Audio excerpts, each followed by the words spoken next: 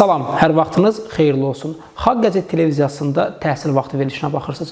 Hörmətli tamaşaçılar, biz hər zaman təhsilə dair maraqlı mövzularla sizin qarşınıza çıxırıq. Bugün mövzumuz daha çox təhsilin psixoloji vəziyyətidir.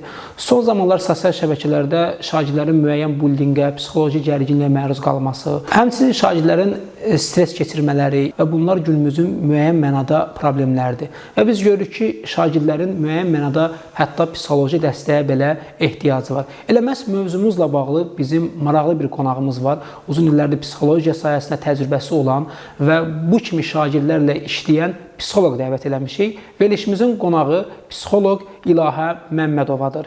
İlahə xanım, xoş gəlmisiniz.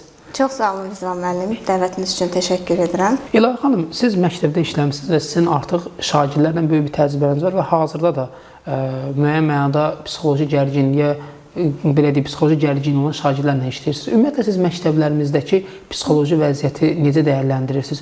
Ümumiyyətlə, məktəblərdə psixoloji için təhkili sizi qane edirmi? Necə həyata keçirilir? Gözəl sualdır. Bəli, 12 il orta məktəbdə psixoloq fəaliyyətin zamanı tez-tez rastlaşdığım hallar, yəni bunu deməyə əsas verir ki, məktəbdə psixoloq işinin təşkili proqram üzərində yetərli olsa da, həyata keçirilməsi, ona qarşı, psixoloqa qarşı, işinə qarşı qoyulan etirazlar, qadağalar, psixoloq işinin təşkilinin mükəmməl səviyyədə olmasını təmin etmir. Ümumiyyətlə, məktəb psixoloqunun fəaliyyəti qismən qane edir. Yetərli sayılmaz. Ümumiyyətlə, son vaxtlar yəqin ki, sizin də qarşınıza çıxır. Sosial şəbəkələrdə xüsusilə biz görürük ki, məktəblərdə müəyyən neqativ hallar baş verir.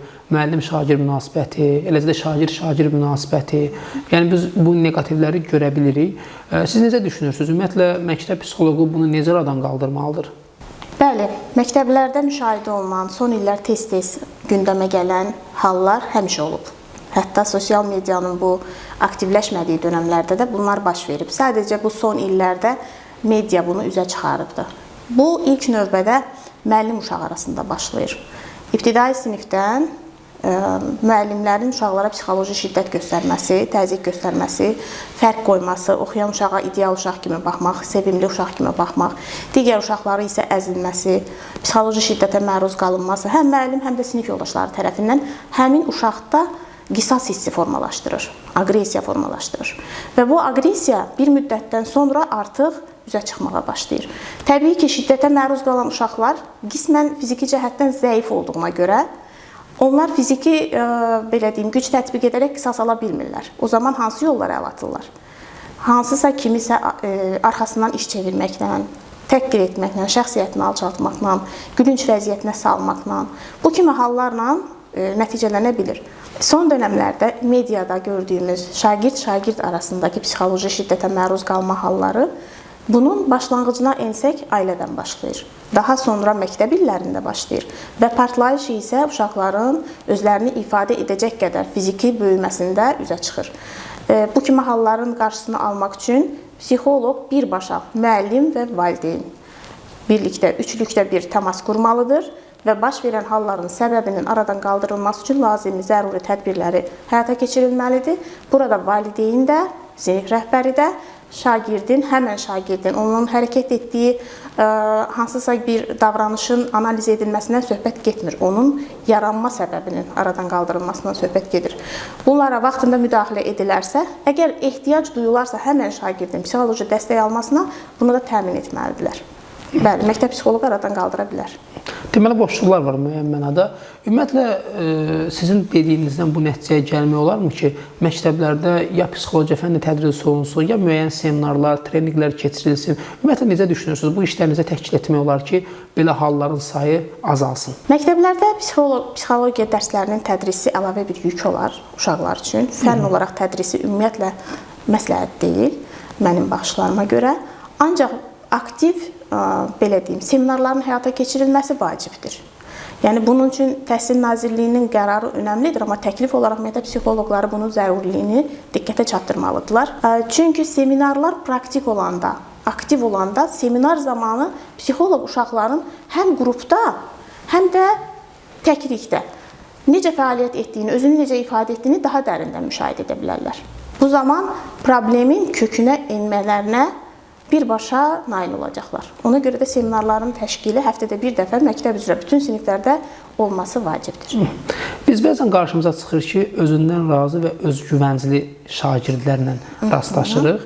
Ümumiyyətlə, özündən razı və yaxud da özgüvənli. Bunlar arasında fərq nədir? Burada psixoloji məna nədir? Böyük fərq var. Gəlin belə deyək. Özündən razılıq bir boşluqdur. Yəni, özündən razı evladı birinci valideyn yetişdirir. İlk öndə növrəsini valideyn qoyur. Daha sonra isə məktəbdə müəllimlər həmən valideynin dəstəyini alan, bir şəkildə hörmətini başqa bir mənada, maddi tərəfdən alan müəllimlər həmən şagirdin, valideynin bu şagirdə vermiş olduğu bu özündən razılığı müəllimlər də dəstəkləyərək yetişdirirlər həmin şagirdi. Özündən razılıq ətrafında olan insanların sənin bacarıqlı olmağına inandırmaq deməkdir, özündən razılıq. Amma özgüvən isə daxilən bir işi bacaracağına inanmağın deməkdir. Bunların arasında fərq böyükdür. İlahi xanım, ümumiyyətlə şəxsin psixoloqa müraciət etməsi bəzən birmənalı qarşılanmır. Yəni düşünürlər ki, bunun nəsə bir xəstəliyi mi deyək, problem var. Yəni bəzən psixoloq, psixiatr, psixoterapevt bunlarla qarşılaşdırılır. Ümumiyyətlə bunlar arasında fərq nədir? Doğrudanmı xəstəliyi olan şəxslər psixoloqa müraciət edir? Bu nə qədər düzgündür bu ifadə? Psixoloq, psixoterapevt və yaxud da psixiatr. Bunlar hər biri ayrılıqda bir mütəxəssisdir, bir peşə sahibləridir. Psixoloq psixologiya ixtisasını bitirmiş şəxsdir. Yəni, onun əsas işi müşahidə etmək, şagirdlərdə baş verən, ümumiyyətlə insanlarda, müşahidəçi qismində baş verən prosesləri analiz etmək, dəyərləndirmək, davranış pozuntusu, məktəblərdə xüsusən idrak problemlərinin, proseslərinin inkişafına nəzarət etməlidir. Və bunun idrak prosesinə mane olan halların aradan qaldırmaq üçün, profilaktik tədbirlər görmək üçün işi həyata keçirən şəxs psixoloqdur. Psixoterapevt isə psixoterapiya ixtisasına sahib olan, yiyələnən o şəxsdir ki, həmin proses zamanı, yəni müşahidələr zamanı nəticəyə gəlir ki, şagirddə və yaxud da böyük yetişkin bir şəxsdə psixoloji sıxıntılar var, qabarmalar var. Şəxsiyyət pozuntusu ola bilər, bu ən qabarmış bir vəziyyətdir. Davranış pozuntusu ola bilər, ünsiyyət qurmaqda sıxıntıların yaranması ola bilər, özünə qapanma, özünü yetərli hiss etməmə, özgüvən əksikliyi və s. bunlar çox zadalaya bilərik. Bu kimi halların aradan qaldırılması prosesini həyata keçirən şəxs isə psixoterapevtdir. Artıq burada bir korreksiya gedir. Burada bir düzəltmə, bərpa işi gedir. Onun üçün isə müxtəlif üsullar var. Yəni, terapiya üsulları var. Psixoterapiya üsulları, metodlar dediyimiz şeylər, texnikalar, türklər texniklər deyir buna. Bunlar müxtəlifdir. Hər birinin öz nəzəriyyəsi var, öz praktikası üzərində də həyata keçirilir. Psixiatr isə, psixiatr birbaşa, psixoloqla, psixoterapeutlə birbaşa əlaqəli şəxsdir. Bu, həkimlik ixtisası üzərində mütəxəssisləşmiş şəxsə deyilir və artıq orada bu kimi halların, qabarmaların, məsəl üçün, obsessiv pozuntular var, düşüncə pozuntusu deyirik. Biz qədimdən eşitdiyimiz bir söz var, vasvası olma. Vəsvəsə. Bəli, bu vəsvəsə pozuntusu ki var, insanlar artıq bunu psixoloqlar terapiyalarla arada qaldırmaqda çətinlik çəkirlər, çünki artıq dərinləşmiş mərhələlərdir. O zaman psixiatrlar dərman müdaxiləsi ilə işə girirlər, dövriyyəyə qoşulurlar. Paralel olaraq psixoloq müdaxiləsi psixoterapevt üsulları ilə aradan qalxıb normal vəziyyətə gətirilib çıxarılır. Kiçik bir araşdırma etdikdə biz gördük ki, Azərbaycanda xeyli psixoloji mərkəzlər var, həmçinin psixoloqları var və araşdırmada görürük ki, o mərkəzlərin bir çoxunun heç lisenziyası yoxdur və yaxud da psixoloq xidməti göstərən şəxslərin təhsili yoxdur. Siz necə düşünürsünüz? Ümumiyyətlə, lisenziya olmadan mərkəz açmaq və yaxud da ki, təhsil olmadan, ali təhsil olmadan psixoloq kimi fəaliyyət göstərmək nə qədər doğrudur? Vətəndaş psixoloq seçimində nələrə diqqət eləməlidir ki, onun vaxtı və pulu boşuna getməsin? Yəni, necə bilək ki, bu şəxs əsl psixoloqdur və o bizə psixoloji dəstək göstərə biləcək. Nələrə diqqət olunmalıdır? Vətəndaş bildiyiniz kimi çox araşdırma, dərin lisenziya və digər kimi qanuni sənədlər araşdırmağa gücü çatmayacaq təbii ki. Amma nəticələrinə baxa bilər. Bir psixoloqun nəticələrinə baxa bilər ilk öndə. İkincidə, seçdisə, bu psixoloqla işləmək qərarına gəldisə, həmən psixoloqun diplomunu mütləq surətdə soruşmalıdır. Yəni, ali təhsili olmalıdır. Bir psixoloq sertifikat əsasında uzman psixoloqlardan və yaxud da hər hansısa bir peşə sahiblərindən psixoloji təlimlər alaraq, 10 aylıq bir kurs keçərək psixoloq kimi fəaliyyət göstərirsə, bu qanunsuzluqdur, qanun pozuntusudur. Və deyərdim ki, bu hətta insanın ruhuna zərbə vura biləcək qədər ciddi bir məsələdir. Çünki psixoloqlar insanın ruhu ilə işləyir və ruhuna toxunuşlar edir. Bir insanı psixoloq travmatizə edərsə, yəni travma verərsə, onu heç bir həkim bərpa edə bilməz. Çünki insanın fiziki cəhətdən sağlam görünüşü onun psixoloji cəhətdən sağlamlığı demək deyil. İstənilən zaman özünə qəsd edə bilər, bir başqalarına xəsarət yetirə bilər. İnsanı sağlam edən onun ruhudur. Və bu ruh psixoloqların əlində alət olmamalıdır. Necə gəldi, davranıb, üzərində praktika keçməməlidir. Psixoloq olmaq üçün mütləqdir ki, ali təhsil alınsın. Bu birincidir. İkinci, psixoloqun özünün xarakteri buna yol verməlidir. Bağ qurmağı bacarmalıdır. Yəni, qarşısındakı pasiyentlə əlaqə qurmağı bacarmalıdır. Əmin olmalıdır ki, düzgün mütəxəssis yanına gəlib. O isə duyğusal bir bağdır. Onu qurmadan, egoist davranaraq, özünü yüksəkdə tutaraq, pasiyentə yaxşılaşma verə bilməz. Yəni, qısaca desəm, ali təhsil almadan psixoloq olmaq mümkünsüzdür. Amma hər ali təhsil alan da psixoloq ola bilər demək doğru deyil. İstərdim biraz sizin öz təcrübənizdən danışaq. Ümumiyyətlə sizə hansı səviyyədə, yəni psixoloji duruma hansı vəziyyətdə olan şagirdlər müraciət edir və yaxud da ümumiyyətlə hansı vəziyyətdə olan şagirdlər artıq psixoloqa müraciət etməlidir? Güzel. Əgər mənim hal-hazırda fəaliyyət göstərdiyim psixoloji mərkəz olduğuna görə, ora valideynlərin təkidi ilə gəlirlər şagirdlər. Valideynlər müəllimlərdən və yaxud da onun dərs prosesindən görmüş olduğu problemlərin üzərində duraraq övladlarını psixoloqa gətirirlər. Ancaq məktəbdə işlədiyim illərə nəzərən desəm, psixoloqa gələn şagirdlər, müraciət edən şagirdlərin əksəriyyəti öz sözünü deməyi bacaran şagirdlər idi. Və şikayət qismində bizə müraciət edirdilər. Müəllimdən və yaxud da valideynlərindən şikayət etmək üçün. Onlar problemlidirlərmi? Onlar psixoloqa gəlməsələr də özlərini bu vəziyyətdən çıxardacaqlar. Əsl problemli şagirdlər isə psixoloqa gedə bilmir. Təəssüflər olsun ki. Çünki onlarda özgüvən əskikliyini, onlarda yaranmış bu psixoloji pozuntuları müşahidə edən müəllimlər, valideynlər və psixoloqlar aşkara çıxartmalıdırlar. Xalq arasında belə bir ifadə var ki, çox oxumaqdan başı xarab olub. Doğrudanmı psixoloji cəhətdən insan çox oxuyanda başı xarab olur? Nəinki çox oxuyanda, çox düşünəndə də, çox işləyəndə də. Bu necə baş verir ümumiyyətlə psixoloji olaraq? Çünki beyində bu nələr ümumiyyətlə hansı halda bu gəlir ki, baş xarab olur? Gözəl mövzudur. Çox oxuyan zaman beyinə istirahət vermirik. Bir mühərriki davamlı olaraq işlətsə istirahətsiz, o nə qədər gedər? Neçə müddət özünü, yəni onun üzərində verilmiş o zəmanət müddətində keçərli olacaqmı? Hər bir mühərrikin insandan söhbət getmir hələ ki. İşləmə müddəti və fasilə zamanı vardır. İnsan isə mütləq surətdə gün ərzində 8 saatlıq rejimi yatmalıdır. Və bu çox oxuyan insanlar o 8 saatlıq rejimə əməl etmirlər. Xüsusilə axşam saat 11-dən gecə saat 3-ə qədər insan yuxusu bərpa olunmalıdır. Bu zamanda gün ərzində itirmiş olduğu enerjini gecə saat 11-dən 3-ə qədər beyin bərpa edir. Beyin yarımkürələri fəaliyyət istirahətə keçir və bir-birinə növbələşməklə bərpa edir. Çox oxuyan insanlar bu rejimə əməl etmirlər. Bu birinci. İkincisi, gün ərzində davamlı olaraq oxumaq beyni yorur. Çünki beynin özünün də hərdən bir istirahəti vacibdir.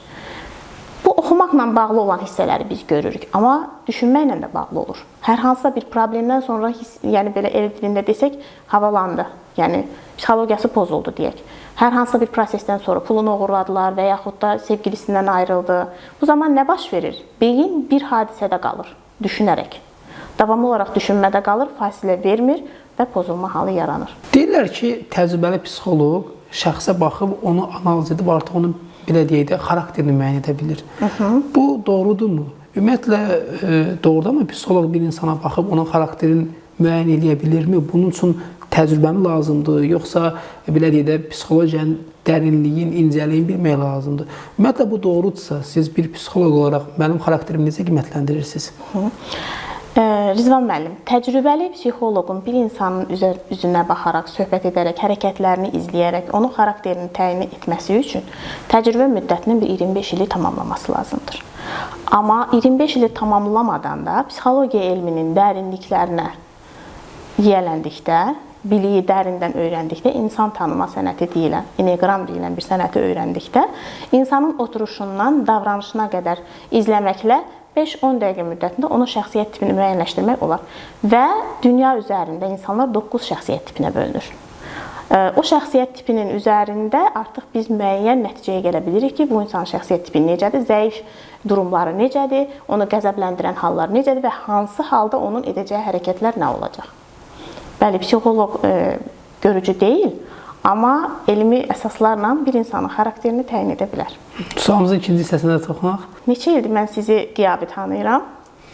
Bir neçə, 5 ilə yaxın, 4 ilə yaxındır. Elədir. Sadəcə belə deyək də, elektron tanışlığımız var. Bir dəfə görmüşdüm, bir-iki dəfə sizi görmüşəm. Çox yaxın dostluğumuz olmayıb, amma ümumi müzakirələrimiz olubdur. Sizin elm araşdırma üzərində böyük bir fəaliyyətiniz var, konkret danışığınız var. Yəni, uzun sözlərdən istifadə etmirsiniz, birbaşa, belə deyim də, hədəfə vurursunuz. Ona görə sizin 5-ci şəxsiyyət tipinə daha yaxın olduğunuzu düşünürəm və çox çalışmağınıza görə də 6-cı şəxsiyyət tipinin qanadı da sizdə vardır. Onda bir də çıxır ki, bir insan 2 şəxsiyyət tipinə uyğunlaşa bilir, yoxsa necə? 2 qanad da götürə bilər, bəli. 2 şəxsiyyət yox, 3 şəxsiyyət tipinin əlamətlərini, yaxşı xüsusiyyətini, deməli 5-ci şəxsiyyət tipinin bütün xüsusiyyətlərini özünüzdə cəmləyirsiniz. Sonra digər şəxsiyyət sağ və sol şəxsiyyət tipləri, məsələn 5-ci sağı nədir? 6-dır, solu 4-dür. 4 və 6-cı şəxsiyyət tiplərinin ancaq yaxşı xüsusiyyətlərini götürürsünüz. Artıq tamaşaçılar da mənim şəxsiyyət tipimi öyrənmiş oldu.